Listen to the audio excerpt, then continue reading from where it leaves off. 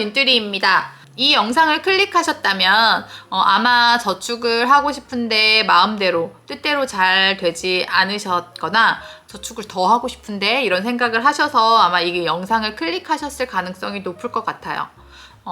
우선 저축에 대한 말씀을 드리기 전에 경제적 자유에 대한 이야기를 드리면 어떨까라는 생각이 들었습니다. 제가 생각하는 저의 기준의 경제적 자유는 저와 제 남편의 시간을 저희가 온전히 원하는 곳에 쓰는 것입니다. 남을 위해서 일해서 생계를 유지하는 데 쓰는 저의 온전한 시간을 다 빼앗기는 것 말고 내가 원하는 곳에 내가 하고 싶은 일을 하는 것을 의미합니다. 저축 얘기하는 줄 알았는데 무슨 경제적 자유를 얘기하고 있어 라고 하실 수도 있는데요. 경제적 자유로 가는 첫 번째 관문이 바로 저축이기 때문입니다. 내가 한 달에 400만 원을 일을 하나도 안 하고 받을 수 있는 방법이 있을까요? 네, 있어요. 그건 바로 10억이라는 돈이 통장에 현금으로 들어있으면 됩니다. 그렇게 5%로 계산을 했을 때 한 달에 400만 원 정도를 받을 수가 있습니다. 근데 지금은 5%로 계산을 했지만 만약에 내가 투자를 공부한다거나 조금 더 수익률을, 그러니까 이익을 높일 수 있는 방법을 알고 있다면 400만 원보다 더 많은 돈을 받을 수 있겠죠. 그래서 오늘은 저축률을 높일 수 있는 방법에 대한 이야기를 6개 정도 드려보고자 합니다. 자, 그러면 시작해 볼게요.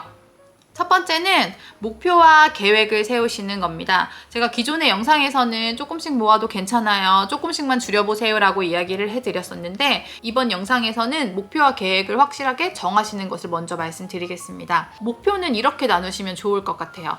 내가 어떤 삶을 살기 위해서 얼마를 모으겠어 라는 것을 구체적으로 정하시는 게 좋습니다. 예를 들어보자면 5년 동안 1억을 모을 거야 라는 계획을 세워보았다고 해볼게요. 그렇게 5년 동안 1억을 만들려면 1년에 2천만 원씩을 모으면 됩니다. 그러면 1년에 2천만 원을 모으려면 한 달에는 167만 원씩을 매달 저금을 하면 5년 후에는 1억이라는 돈이 모여요. 물론 이자는 빼고 말씀을 드리는 겁니다. 자, 그리고서 계획을 세우셔야 됩니다. 이렇게 매달 실행을 잘해서 돈이 모였어요. 그러면 내 통장에 1년에 2천만 원씩 모인다고 제 인생이 달라지나요?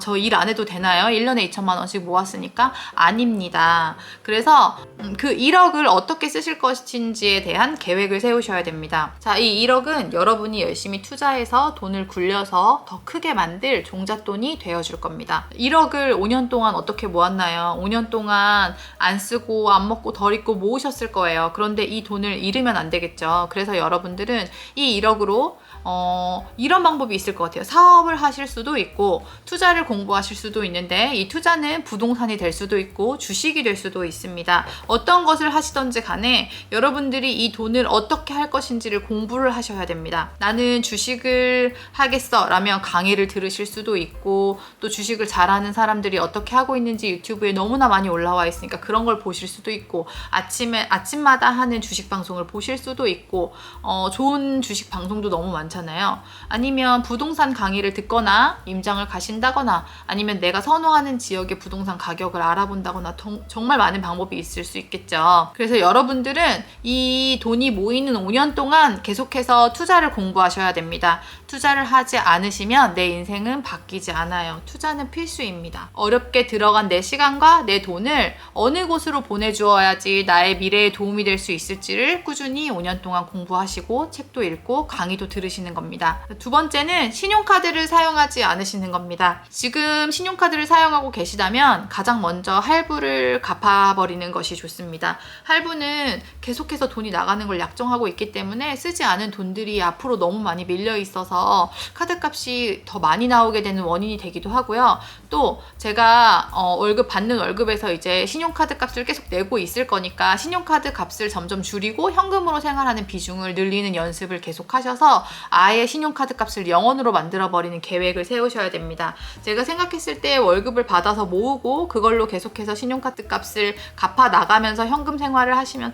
6개월 정도면 가능하지 않을까라는 생각이 드는데, 예를 들어보면 내가 한 달에 신용카드를 100만 원을 쓰는데 100만 원이 내 손에 들어왔다고 하면 신용카드 쓰듯이 100만 원을 그렇게 쓰실 수 있을까요? 아마 그렇게 못 하실 거예요. 실제로 돈이 나가는 게 내 눈에 보이거든요. 그래서 신용카드는 될 수 있으면 내가 목표한 돈을 모으겠다 마음을 먹으셨다면 신용카드는 쓰지 않으시는 것이 좋습니다. 자, 세 번째, 세 번째는 수입과 지출을 기록하시는 겁니다. 현재 우리 집의 소득이 얼만큼을 가지고 있고 어느 만큼 지출이 되는구나라는 걸 파악하셔야 됩니다. 월급을 200만 원 받는데 자동차 할부가 80만 원입니다. 이건 말이 안 되는 소비입니다. 또 월급을 200만 원 받는데 보험료가 50만 원이 넘게 나가요. 이것도 말이 안 되는 소비입니다. 이렇게 자동차 할부나 보험료가 많이 나간다면 자동차를 팔아서 더 적은 금액의 자동차 또는 중고차로 바꾸시거나 보험을 리모델링 할 필요가 있습니다. 또는 식비나 배달비가 너무 많이 나간다면 식비나 생활비를 다른 사람들은 어떻게 줄이고 있지라는 것을 한번 공부해 보실 필요가 있습니다. 그래서 돈이 생각지 않게 많이 들어가는 것에 대한 고정비들을 줄여 나가셔야 합니다. 자, 네 번째는 저축의 방어막을 만드시는 겁니다.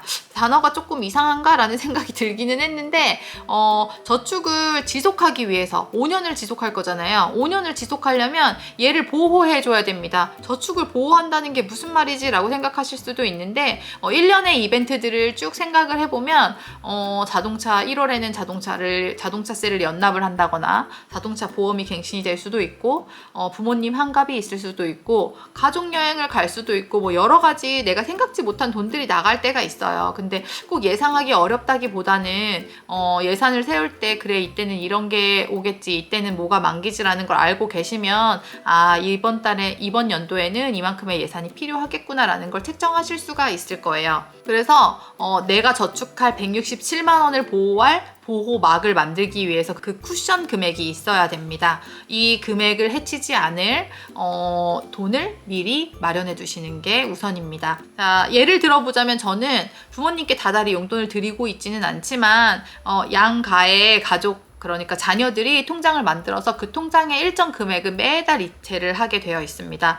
그렇게 이체를 하면 그 돈으로 부모님과 비싼 식사를 했을 때 계산을 할 수도 있고 그렇게 쭉 모여나갔던 돈으로 부모님 환갑 때 목돈을 드리기도 하고 그 돈으로 어떤 잔치를 준비를 한다거나 하는 경우들도 있습니다. 그러면 저희 생계의 지출에 위협이 되지 않고 그 돈으로 해결을 하기 때문에 어떤 방어막의 일종이 될 수 있는 거겠죠. 그런 금액들을 책정해 두고 매달 이체를 하던지 아니면 모았던 금액에서 일부를 빼놓고 적금을 진행을 하시던지 이런 방법으로 하시면 좋습니다. 자, 다섯 번째는 돈을 쓰실 때 잠깐 멈추고 생각을 하시면 좋습니다. 뭐 좋은 옷이나 좋은 차 아니면 좋은 가방 좋은 곳에 여행을 가는 거 아마 누구나 하고 싶은 것일 것 같아요. 그런데 여러분 혹시 내가 좋은 가방을 샀다고 하면 그 저에게 주는 만족감이 얼마나 가시던가요?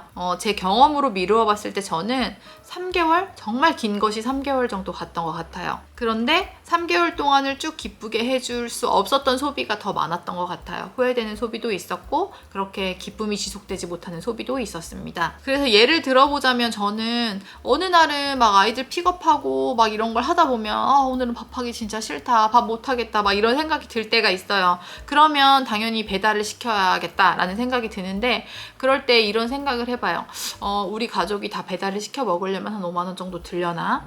아니면 치킨을 시키면 한 2만 원 넘게 들려나? 막 이런 생각을 하면서 이 돈으로 우리 애기 통장에 S&P 하나를 사줘야겠다. 아니면 내가 사고 싶었던 주식을 한 주 사야겠다. 이런 생각을 하면 그게 훨씬 더 나에게는 남고 도움이 되는 소비가 아닌가라는 생각을 해봅니다. 요즘에는 진짜 적은 돈으로도 내가 정해진 금액만큼 주식을 매수할 수 있잖아요. 정말 비싼 주식은 소수점으로도 살 수가 있으니까 나한테 남는 소비가 무엇일까? 호텔에서 호캉스를 즐기고 좋은 음식 먹고 비싼 음식 먹는 게 나한테 남는 건가? 아니면 내 아이나 저한테 주식을 사서 그 주식 통장을 보는 게 더 뿌듯한가? 저는 후자인 것 같아요. 그래서 여러분들이 어떤 소비를 하고자 하실 때 한번 머릿속으로 생각을 해보시고 꼭 필요한 건가? 이게 더 나은 선택 아닌가? 그래도 나는 치킨을 시켜 먹는 게 더 좋은가? 막 이런 생각을 해보시면 소비를 조금은 통제하시는 데 도움이 되지 않을까라는 생각이 듭니다. 자, 여섯 번째는 푼돈을 우습게 여기시면 안 됩니다. 단돈 1,000원, 500원 우습게 생각하시면 안 돼요. 그 돈들이 모이면 큰 돈이 됩니다. 500원, 1,000원 모아서 무슨 큰 돈이 돼? 라고 하실 수도 있지만 500원이 10번, 1,000원이 10번 이렇게 되면 5만 원이 될 수도 있어요. 그래서 1,000원짜리 물건이라고 우습게 보지 마시고 비싼 물건이 싸졌다고 무조건 사시면 안 됩니다. 커피 한 잔을 덜 마시고 군것질을 참고 이러는 게 힘드시다면 이런 방법도 있을 것 같아요. 내가 통신비를 무제한으로 쓰고 있는 건 아닌지 한번 찾아보시고, 또 2년마다 최신 폰을 구입해서 매달 나가는 폰 할부금을 내고 있는 건 아닌지, 그런 것들을 찾아보면 뭐 1,000원, 5,000원, 10,000원이라도 줄일 수 있는 것들이 분명히 생깁니다. 그래서 생각지 못한 돈들이 새고 있는 걸 찾으시고, 푼돈을 함부로 여기지 마시고 푼돈도 차곡차곡 모으시면 좋을 것 같아요. 저는 아이 학원을 많이 보내는 편이 아니기 때문에 학원비를 할인받을 수 있다는 걸 전혀 몰랐어요. 그런데 얼마 전에 동네 엄마가 혹시 지역페이를 쓰냐고 물어보더라고요. 그래서 아니 나는 쓰지를 않는데 라고 이야기를 했는데, 지역페이를 해서 충전을 하면 돈을 더 주더라고요. 그러니까 장을 볼 때도 지역페이로 쓰면 10만 원을 충전하면 10,000원을 더 주니까, 물론 일정 상한이 있기는 하지만, 그래서 그런 게 있었구나. 저는 어떤 소비를 하는 것에 대해서 더 늘려가고 싶은 마음이 없었는데, 어차피 신선식품을 매주 사고 있기 때문에 그게 더 이득이겠다라는 생각이 들어서, 그런 돈들도 어쩌면 못해도 10,000원씩은 세고 있는 거잖아요. 그래서 그런 금액들을 내가 몰라서 무지해서 몰랐구나 라는 생각을 하게 되었습니다. 자, 그러면 정리를 한번 해볼게요. 첫 번째, 목표와 계획을 세우셔야 됩니다. 얼마를 모을 건지, 그 모으는 동안 나는 어떤 투자를 공부할 건지를 계획하셔야 됩니다.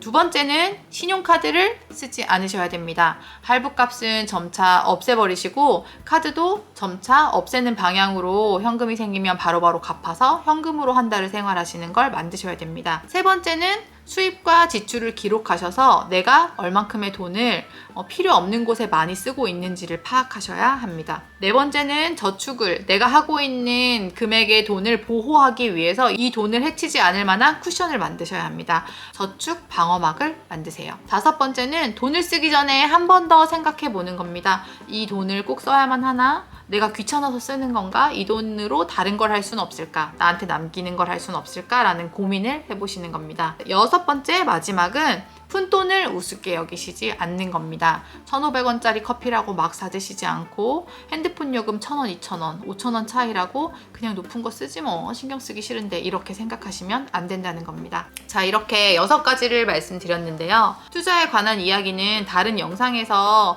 드리면 좋을 것 같고, 이번 영상에서는 여러분들이 천천히 저금을 하셔서 여러분들의 미래를 조금이라도 바꿀 수 있는 방법을 찾아가시는 마음에서 저축을 해야 된다는 필요성을 말씀드리고 싶어서 이렇게 영상을 준비했는데요. 이렇게 막 힘들게 모으는 기간이 아마 그렇게 오래는 아닐 거니까 좀 힘을 내서 몇 년 안에 얼마를 모으겠다라는 목표를 세우시고 그거에 맞는 행동을 하셨으면 좋겠습니다. 자, 오늘은 저는 워렌 버핏에 대한 이야기를 드려볼까 합니다. 워렌 버핏은 미국 최고의 갑부죠. 1993년에 이미 20조 원이 넘는 재산을 가졌다라고 밝혀졌습니다. 그러면 그분은 어떻게 이렇게 큰 부자가 됐을까요? 저축하고 투자하라, 그리고 또 저축하라 라는 것이 그의 비결이라고 합니다. 워렌 버핏은 일단 잡은 돈은 1달러라도 절대 놓지 않았다고 합니다. 워렌 버핏이 보기에는 쓰라고 있는 돈은 한 푼도 없고 미래를 위해서 투자할 돈만 보였다고 합니다. 이런 이야기가 진부하게 느껴지실 수도 있습니다. 그렇지만 내가 받아들이는 모든 것은 내가 어떻게 마음을 먹고 어떻게 행동을 하느냐에 따라서 다르게 받아들여질 거예요. 그래서 오늘은